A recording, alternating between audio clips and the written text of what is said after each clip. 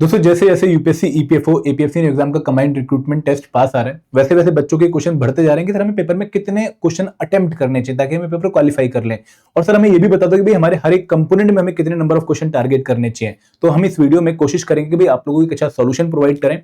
लेकिन आगे बढ़ने से पहले मैं आप लोगों से रिक्वेस्ट करूंगा कि भाई अगर आप लोग यूपीएससी ईपीएफओ के एपीएफसी या फिर यू एग्जाम की तैयारी कर रहे हैं तो हमारी ये 1900 मोस्ट इंपॉर्टेंट एमसीक्यूज आपके लिए बहुत अच्छा सॉल्यूशन है to prepare the special components well for the APFC new examination. क्योंकि इस बुक में आप लोगों को 1900 मोस्ट इंपॉर्टेंट एमसीक्यूज मिल रहे हैं for the components like accountancy, auditing, insurance, IR and labour law, computer awareness और दूसरे कंपोनेंट ऐसे हैं जिनकी वेटेज एग्जाम में लगातार बढ़ती जा रही है। और यहाँ पर आप लोगों को लेटेस्ट पैटर्न के हिसाब से हर एक क्वेश्चन और उसकी डिटेल एक्सप्लेनेशन भी मिल रही है जिसके थ्रू आप अपनी कंसेप्चुअल अंडरस्टैंडिंग बिल्ड कर सकते हैं। और दोस्तों इसके साथ साथ हमारी टेस्ट सीरीज पे भी हम आपके लिए एक स्पेशल डिस्काउंट लेकर आए हैं 88% का, जिसको आप अवेल कर सकते हैं by using the coupon code इंडिया88। और दोस्तों इन चीजों को जो है परचेज करने का जो लिंक है आपको वीडियो के डिस्क्रिप्शन में मिल जाएगा।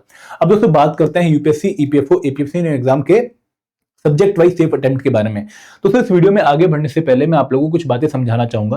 देखो जब भी हम किसी पर्टिकुलर एग्जाम के सेफ अटेम्प्ट्स की बात करते हैं कि भाई आपको कितने नंबर ऑफ क्वेश्चन पेपर में अटेम्प्ट करने चाहिए, उनके पीछे कुछ फैक्टर जो है वो रिस्पॉन्सिबल होते हैं। फॉर एग्जांपल कि भाई अगर हम देखेंगे भाई हमारे कितने नंबर ऑफ क्वेश्चन अटेम्प्ट होने चाहिए, डिफिकल्टी लेवल ऑफ पेपर पे बहुत डिपेंड करता है।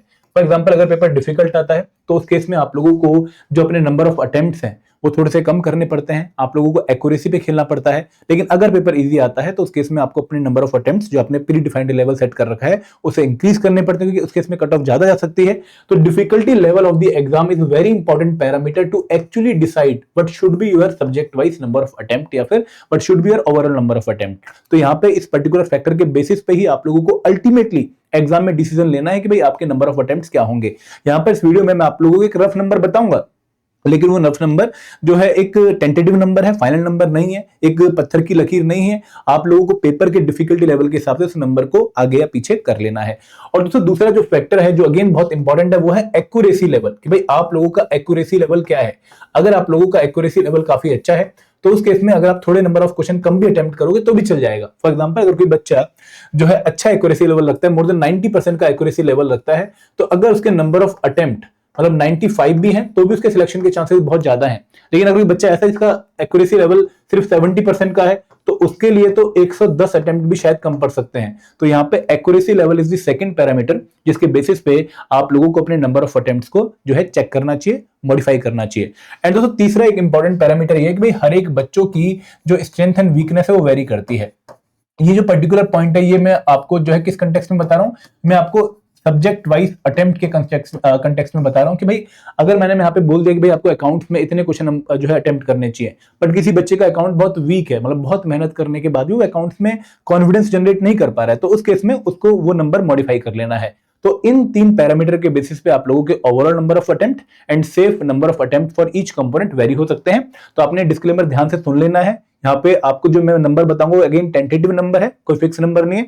आप लोगों में से बहुत सारे बच्चे रिक्वेस्ट कर रहे थे इसलिए मुझे इस वीडियो के साथ आना पड़ा कि भाई आपके सेफ नंबर ऑफ अटेम्प्ट क्या होने चाहिए। अगर मैं एवरेज बच्चों की बात करूं, मैं अगर 80% बच्चों की बात करूं तो दोस्तों यहाँ पे मैं सबसे पहले आप लोगों को सब्जेक्ट वाइज वेटेज बताना चाहूंगा कि भाई किस कंपोनेंट की कितनी वेटेज है। और ये मैं आपको बताना चाहूंगा 2023 के एपीएफसी एग्जामिनेशन के हिसाब से, क्योंकि आप लोग जानते हैं कि भाई 2023 के एपीएफसी एग्जाम में आप लोगों को जो है 120 क्वेश्चन वाला जो है पेपर देखने को मिला था और वो काफी टफ पेपर था। और इस बार जो आपका पेपर का पैटर्न है वो कहीं ना कहीं एपीएफसी एग्जाम के हिसाब से होगा। भले ही दोनों पेपर का एपीएफसी ईओ का कंबाइंड रिक्रूटमेंट टेस्ट होने वाला है, बट पेपर आप लोगों का एपीएफसी एग्जाम के सिलेबस के हिसाब से तो आप लोगों को मोस्टली वैसा ही पैटर्न देखने को मिल सकता है। तो यहाँ पे इंग्लिश के 20 क्वेश्चन आए थे, क्वांटम रीजनिंग के अराउंड 15 क्वेश्चन आए थे, culture, Indian polity, computer, general science इनके अराउंड 10 क्वेश्चन आए थे, अकाउंट्स के अराउंड 11 क्वेश्चन आए थे, आयरन लेबर लॉ के आपको 14-15 क्वेश्चन देखने को मिले थे, सोशल सिक्योरिटी के 5, इंडियन इकोनॉमी के 3 क्वेश्चन, करंट इवेंट के 6-7 क्वेश्चन, ऑडिटिंग इंश्योरेंस के 4 क्वेश्चन, डेवलपमेंटल इश्यूज उस टाइम पर पीडीजी था तो उसका 1 या 2 क्वेश्चन आपको आया था और स्टेट का आपको एक भी क्वेश्चन नहीं आया था। तो अगर मैं इस पर्टिकुलर वेटेज के हिसाब से आप लोगों को सेफ नंबर ऑफ अटेम्प्ट बताऊं, देखो इंग्लिश जो है एपीएफसी और ईओ एग्जाम में हमें जो है ऐसा देखने को मिला है पिछले पेपर्स में कि बहुत टफ नहीं आती है। ठीक है, अगर कोई बच्चा एक अच्छा इंग्लिश का लेवल रखता है, एक अच्छा एप्टीट्यूड रखता है इंग्लिश का, तो वो अराउंड 17 to 18 क्वेश्चन इस पेपर में अटेम्प्ट कर सकता है। देखो ये मैं अगेन एवरेज नंबर बता रहा हूं। अगर किसी बच्चे की इंग्लिश बहुत ही वीक है, जैसे मेरी इंग्लिश बहुत वीक है तो मेरे नंबर बहुत हाई है, मैं कहूंगा कि सर क्या 17-18 जो है नंबर आप बता रहे हो ये तो बहुत हाई नंबर है। बट कहीं ना कहीं आप लोग अगर इस पेपर में अच्छा रिजल्ट लेकर आना चाहते हैं तो आपको इतने क्वेश्चन इंग्लिश में स्कोर करने पड़ेंगे, क्योंकि इंग्लिश का स्कोरिंग पोटेंशियल बहुत हाई है। मतलब स्कोरिंग पोटेंशियल का मतलब क्या है कि भाई यहां पर अगर आप पेपर का लेवल देखें तो काफी अच्छा जो है आप लोगों को स्कोरिंग पोटेंशियल देखने को मिलेगा। आप यहां पर अच्छा स्कोर कर सकते हो, क्योंकि क्वेश्चन बहुत टफ नहीं है, बहुत डिफिकल्ट पेपर नहीं आता इंग्लिश का, एक सिंपल या फिर एवरेज लेवल का पेपर आपको देखने को मिलेगा। तो यहां पर आप अगर जो है क्वेश्चन के अटेम्प्ट बढ़ा सके तो आपको ओवरऑल कट ऑफ क्वालिफाई करने में काफी मदद मिलेगी। तो यहाँ पे आपको 17 to 18 क्वेश्चन अटेम्प्ट करने चाहिए। बट दोस्तों अगेन मेरा डिस्क्लेमर याद रखना कि डिपेंड करेगा कि पेपर का एक्चुअल डिफिकल्टी लेवल क्या है। अगर मान लो इस बार इंग्लिश बहुत टफ आ जाती है पिछली बार की कंपैरिजन में, मैं आशा करता हूं कि ऐसा ना हो, बट अगर बाई चांस टफ आ जाते तो उस केस में आपके नंबर ऑफ अटेम्प्ट थोड़े कम हो जाएंगे, आपको 14-15 पे भी सेटिस्फेक्शन रखनी पड़ेगी। ठीक है, तो यहाँ पे ये एक रफ नंबर है किस केस में कि भाई इंग्लिश जो है 2023 के लेवल के हिसाब से आई है, उस केस में आपको इतने नंबर ऑफ क्वेश्चन अटेम्प्ट करने चाहिए।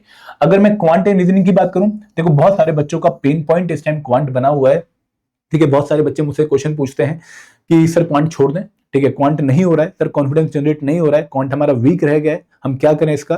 देखो यहाँ पे अगेन मैं आप लोगों को बोलना चाहूंगा कि क्वांट में 15 क्वेश्चन एग्जाम में आते हैं और ये भी एक बहुत अच्छा स्कोरिंग जो है मार्जिन बच्चों को देता है, और यहाँ पर भी आपको 12 से 13 क्वेश्चन टारगेट करने चाहिए। तो यहाँ पे मैं आप लोगों को एक पॉइंट बताना चाहूंगा जो मैं हमेशा आप लोगों को सलाह देता हूँ।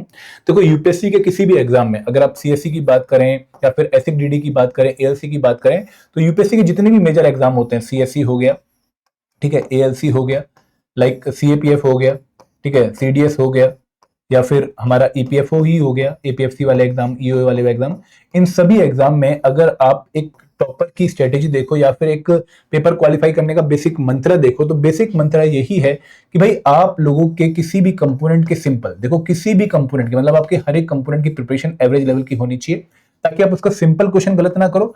और उसका जो एवरेज क्वेश्चन है, एवरेज क्वेश्चन मतलब थोड़ा सा डिफिकल्ट कंसेप्चुअल क्वेश्चन है लेकिन बहुत ज्यादा टफ नहीं है, वो अगर आप गलत ना करो तो आप लोगों की सिलेक्शन के चांसेस बहुत ज्यादा हाई हो जाते हैं। मतलब आप अगर ईपीएफओ ईपीएफसी एग्जाम प्रिपरेशन में जितने भी हमारे कंपोनेंट हैं उनकी इतनी प्रिपरेशन कर लो कि अगर भाई बहुत ही सिंपल क्वेश्चन आ गया या फिर थोड़ा सा टेक्निकल क्वेश्चन भी आ गया, उसको आपने आंसर कर दिया, तो आप लोग अपनी सिलेक्शन के चांसेस बाकी लोगों से ज्यादा देखेंगे, इंक्रीज देखेंगे। और दोस्तों यहाँ पे एक और प्रिंसिपल क्या है कि भाई अगर आपका कोई फेवरेट कंपोनेंट है, बहुत पसंदीदा कंपोनेंट है, आपको लगता है कि भाई मेरा कंपोनेंट बहुत स्ट्रांग है, उस केस में आपको इतनी हिम्मत रखनी है कि भाई अगर वो क्वेश्चन आपसे नहीं सॉल्व हो रहा तो उस पर दिल नहीं लगाना है, इमोशनल नहीं होना है, उसको छोड़ के आगे बढ़ना है, क्योंकि वहां पे नेगेटिव मार्किंग के चांसेस काफी ज्यादा बन सकते हैं। तो ये प्रिंसिपल आप लोगों ने हर एक कंपोनेंट में फॉलो करना है। तो क्वांट एंड रीजनिंग अगर किसी बच्चे का वीक रह गया है बहुत मेहनत करने के बाद भी, तो यहां पर आप प्लीज इतना इंश्योर कर लीजिए कि सिंपल और एवरेज क्वेश्चन क्वांट का आपसे गलत ना हो, वो आप पक्का सॉल्व कर लें। तो यहां पे अगर किसी बच्चे का 12-13 नंबर का टारगेट मीट नहीं हो रहा है फुल लेंथ मार्क्स में, तो एटलीस्ट आप यहां पे 7+ क्वेश्चन टारगेट करने की कोशिश करें, ताकि आप यहां पे बिल्कुल लूज आउट ना करें। तो अगर मैं कल्चर हिस्ट्री की बात करूं तो 2023 के पेपर के हिसाब से मुझे ऐसा ही लगता है भाई ये कंपोनेंट बहुत टफ आया था। ठीक है, काफी टेक्निकल क्वेश्चन थे और थोड़े से एंशिएंट और मिडिवल के क्वेश्चन काफी पूछ लिए, कल्चर के क्वेश्चन भी काफी टफ थे। तो यहां पर अगर कोई बच्चा 10 में से 6 से 8 क्वेश्चन सॉल्व कर पा रहा है, देन एक बहुत अच्छी रेंज मानी जाएगी। क्योंकि यहाँ पे आप देखो कॉस्ट बेनिफिट रेशियो बहुत ही पुअर है, क्योंकि हिस्ट्री अपने आप में बहुत वास्ट कंपोनेंट है, अपने आप में एक अथाह समुद्र है, एंशिएंट अलग है, मिडिवल अलग है, मॉडर्न अलग है, कल्चर अलग है। तो ये बहुत बड़ा कंपोनेंट प्रिपेयर करना, और सिर्फ 10 क्वेश्चन एग्जाम में आने हैं, तो यहाँ पे अगर आप 6 से 8 क्वेश्चन टारगेट कर पा रहे हैं then well enough. Indian polity 10 question exam में आ रहे हैं, बट क्योंकि दोस्तों ये पेपर आपको काफी स्ट्रेट फॉरवर्ड देखने को मिला, ठीक है, आपको मैक्सिमम क्वेश्चन लक्ष्मीकांत से देखने को मिले, तो यहाँ पे 7 to 8 क्वेश्चन आप लोगों को टारगेट करने चाहिए। ये एक अच्छा कंपोनेंट है, स्कोरिंग कंपोनेंट है, और थोड़ा सा यहाँ पे आप लोगों को अपनी जो नॉलेज है उसको जो है शो करने का मौका भी मिलता है। कंप्यूटर और साइंस दोस्तों ये लो हैंगिंग फ्रूट है।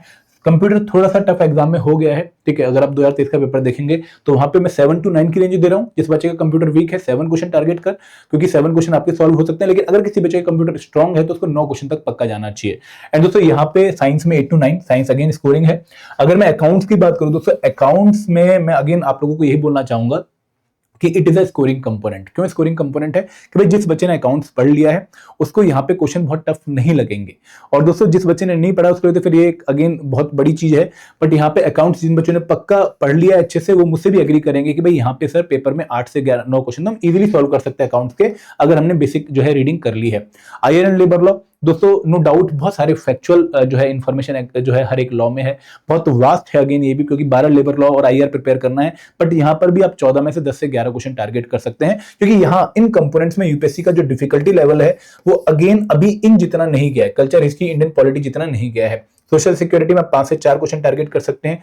इंडियन इकोनॉमी टफ नहीं आ रही है तो 3 अगर क्वेश्चन आते हैं तो आप 2 टारगेट कर सकते हैं। करंट इवेंट में देखो अगेन मैं कहूंगा कि आप 6 के 6 क्वेश्चन टारगेट नहीं कर सकते, क्योंकि करंट अफेयर अगेन एक बहुत बड़ा जो है डोमेन है, हम उसका स्कोप नैरो डाउन करते हैं by identifying some important dimensions, but still आप 6 में से अगर 4 क्वेश्चन सॉल्व कर पा रहे हैं then it is a good enough जो है win for situation for us. Auditing and insurance में 4 में से 3 क्वेश्चन, क्योंकि अगेन टफ नहीं है, और मैंने आपको बोला है कि भाई ये कंपोनेंट आपको काफी अच्छा एक रूम प्रोवाइड करेगा अगर आपको इस किसी ऊपर वाले कंपोनेंट में डिफिकल्टी फेस होती है, क्योंकि यहाँ पे जो 4 क्वेश्चन आते हैं दे आर नॉट टफ। अगर किसी बच्चे ने इसको पढ़ रखा है तो आप इनमें जो है काफी अच्छा मार्जिन ले सकते हैं। 3-4 क्वेश्चन आप आराम से सॉल्व कर सकते हैं 4 में से। डेवलपमेंटल इश्यूज में से 1 क्वेश्चन आने के चांसेस और वहां पर 1 क्वेश्चन आप सॉल्व कर सकते हैं, क्योंकि अगेन ये आपकी इकोनॉमिक्स की नॉलेज या फिर आपके जो है पॉलिटी की नॉलेज से आपको सॉल्व करने का मौका मिल सकता है। तो this is the good number of attempt जो मेरे अकॉर्डिंग आप लोगों को 2023 के पेपर के लेवल के हिसाब से कर लेनी चाहिए। बट यहाँ पे अगेन मेरा डिस्क्लेमर बहुत ही क्लियर है कि पेपर के डिफिकल्टी लेवल के हिसाब से, अपने स्ट्रेंथ एंड वीकनेस के हिसाब से, और ये रूल फॉलो करते हुए कि भाई हमारा किसी भी कंपोनेंट का सिंपल एंड एवरेज क्वेश्चन गलत नहीं होना चाहिए, आप लोगों ने से गुड नंबर ऑफ अटेम्प्ट को वेरी करना है। अब दोस्तों बात करते हैं कि सर ओवरऑल हमारे कितने नंबर ऑफ अटेम्प्ट होने चाहिए अगर हमें एपीएफसी एग्जाम क्वालिफाई करना है। देखो अगेन मैं एक बहुत ही टेंटेटिव नंबर आपको देने वाला हूं, क्योंकि यहाँ पे पेपर के बाद ही हम एक्चुअली में बता पाएंगे कि भाई कितने नंबर ऑफ अटेम्प्ट आपके हो सकते थे इस पेपर में। तो मेरे हिसाब से आप लोगों की जो कट ऑफ है वो अराउंड 185 प्लस इस बार जाने के चांसेस हैं, क्योंकि वैकेंसी भले ही कम हुई है, 74 प्लस 156 टू 36 वैकेंसी है, लेकिन नंबर ऑफ एप्लीकेंट भी कम हुए हैं। सिर्फ 5 लाख बच्चों ने एपीएफसी पोस्ट के लिए अप्लाई किया, पिछली बार 10,47,000 बच्चे थे। तो कट ऑफ 185 के पास आसपास अगर जाती है तो आप लोगों का अगर जो है सेफ अटेम्प्ट 95 से लेके 110 के बीच में रहता है, depending on your accuracy level, कि 90% एक्यूरेसी वालों के लिए इतना और 70% प्लस एक्यूरेसी वालों के लिए इतना। और ये नंबर आपको इंक्रीज करना पड़ सकता है अगर पेपर इजी आता है, और ये नंबर आपको डिक्रीज करना पड़ सकता है अगर पेपर टफ आता है। बट इतने नंबर ऑफ अटेम्प्ट आप लोगों को टारगेट करने चाहिए, क्योंकि अगर आप इतने नंबर ऑफ क्वेश्चन अटेम्प्ट कर रहे हैं तो कहीं ना कहीं आप हर एक कंपोनेंट क्वेश्चन को जो है टच कर रहे हैं। एंड दोस्तों अगेन इस नंबर को पत्थर की लकीर मत मानिएगा, ठीक है। ये आपकी जो एक फ्लेक्सिबल रेंज है जो आपको एक्चुअल में कब डिसाइड करनी है, जब आप पेपर को एक्चुअल में देखेंगे एग्जामिनेशन हॉल में, ठीक है। तो this was the video regarding safe number of attempt and overall good number of attempt. I hope आप मुझसे जो है गुस्सा नहीं होंगे कि भाई इतना ज्यादा नंबर आपने क्यों बता दिया। एंड दोस्तों प्लीज एक बार चैट बॉक्स पे मुझे कमेंट सेक्शन में मुझे सभी बच्चों से रिप्लाई चाहिए कि sir we are preparing hard and let's hope for the best. Let's hope for the best, मुझे हर एक बच्चे का कमेंट चाहिए कि सर हम सब जो है मेहनत बहुत कर रहे हैं, वी आर जो है preparing for the worst and hoping for the best, let's hope for the best. ये कमेंट मुझे हर एक बच्चे की तरफ से चाहिए, ताकि हम एक पॉजिटिव माइंडसेट के साथ इस वीडियो को एंड करें। एंड दोस्तों अगर आप इस एग्जाम की तैयारी कर रहे हैं और अब प्रैक्टिस और रिवीजन करना चाहते हो तो हम आपके लिए एक स्पेशल ऑफर लेकर आ रखे हैं। आप लोगों को इंडिया 88 कूपन कोड यूज करना है, जो कि आज शाम जो है रात 12 बजे तक ही वैलिड है, 4 नवंबर रात 12 बजे तक।